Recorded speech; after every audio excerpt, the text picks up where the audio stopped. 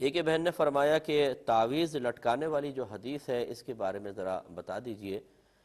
جیسے حدیث میں ہے، سرکار نے ارشاد فرمایا کہ جس نے تعویذ لٹکایا اس نے شرک کیا۔ سوال یہ پیدا ہوتا ہے کہ صرف سرکار کی اس طرح فرما دینے سے کہ تعویذ لٹکایا اس نے شرک کیا، کیا ہر تعویذ غلط ہو جائے گا؟ یقینی سی بات ہے کہ نہیں ہوگا۔ ضرور اس حکم میں کوئی نہ کوئی علت تو موجود ہے۔ نبی کریم صلی اللہ علیہ وسلم نے اصل میں کفار جو تھے وہ شرکیہ اور کفریہ تعویذ لٹکایا کرتے تھے، ان کو منع کرنا سرکار کا مقصود تھا۔ اور یہاں ایک نکتے کی بات اچھی طرح یاد رکھیں کہ جب شراب کی حرمت کا حکم نازل ہوا تو شراب حرام ہوئی تھی۔ جن برتنوں میں شراب پی جاتی تھی وہ برتنوں کا استعمال تو کوئی حرام نہیں ہوگا، وہ تو برتن ہے، ان میں اگر آپ پانی پیے تو جائز ہونا چاہیے۔ لیکن رحمت کونین صلی اللہ علیہ وسلم نے شروع میں نہ صرف شراب تو حرام ہوئی تھی اللہ کی طرف سے، ان برتنوں کے استعمال کو بھی منع فرما دیا کہ نہیں کر سکتے۔ اور جب نبی کریم صحابہ کے سامنے کوئی چیز بیان فرمائے تو پھر تو صحابہ پہ نبی کا ماننا فرض تھا نا، گویا کہ برتنوں کا استعمال بھی حرام کر دیا، حکم ماننا فرض ہوا۔ جب کچھ عرصہ گزر گیا، اور یہ کیا اس میں حکمت کیا تھی کہ اگر سرکار اجازت مرحمت فرما دیتے تو جب انسان کسی چیز کا اگر کوئی عادی ہو کوئی شخص اور جس چیز کے ذریعے وہ اس ضرورت کو پورا کر رہا تھا وہ سامنے ہو تو اس کا اس دوسری چیز کی طرف دھیان جانا لازم ہے۔ چنانچہ سرکار نے ان برتنوں کے استعمال کو بھی منع فرما دیا کہ کسی کی توجہ ان برتنوں کی وجہ سے شراب کی طرف نہ جائے، اور ایسا نہ ہو کہ تقاضائے نفسانی اتنا زیادہ ہو کہ انسان شراب پینے پہ مجبور ہو جائے۔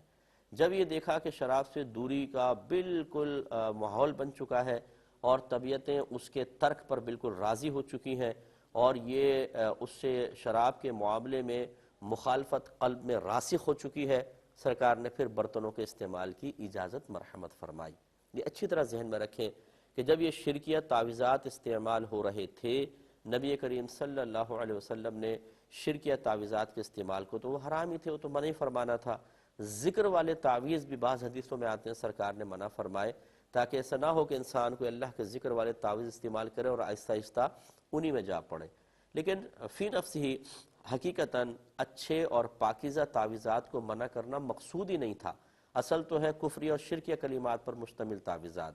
جب اللہ تعالیٰ کا نام ہم ویسے زبان سے ذکر کر سکتے ہیں، نبی کریم صلی اللہ علیہ وسلم اظہار معجزہ کے لیے کھانا سامنے رکھ کر کلام الہی پڑھ کر اس میں برکت پیدا فرما سکتے ہیں، یا اللہ تعالیٰ ہی برکت پیدا فرماتا ہے، سرکار وسیلہ بن گئے، تو پھر ان کلمات کو لکھنا کیسے گناہ ہو سکتا ہے؟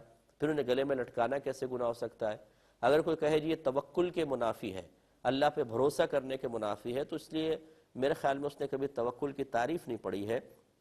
توکل کا مطلب ہوتا ہے کوشش کرنا اور انجام کو اللہ تبارک و تعالیٰ کے سپرد کر دینا، یعنی کوشش توکل کے منافی نہیں ہے۔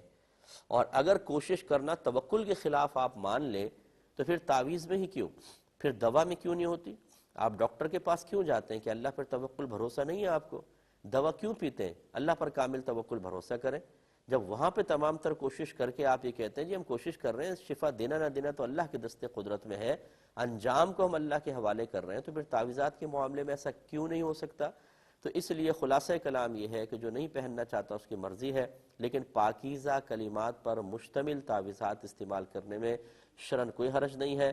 اور نیت ہمیشہ یہ ہونی چاہیے، جو آپ ڈاکٹر کے پاس جاتے ہوئے یا دوا استعمال کرتے ہوئے بھی نیت حاضر رکھتے ہیں کہ نہ ڈاکٹر شفا دینے والا ہے نہ دوا شفا دینے والی ہے، شفا فقط میرا اللہ تبارک و تعالیٰ دے گا۔ ایسی اگر آپ گلے میں کوئی تعویذ لٹکا دیتے ہیں، یہ تعویذ شفا دینے والا نہیں ہے، شفا دینے والی ذات میرے اللہ تبارک و تعالیٰ کی ہے۔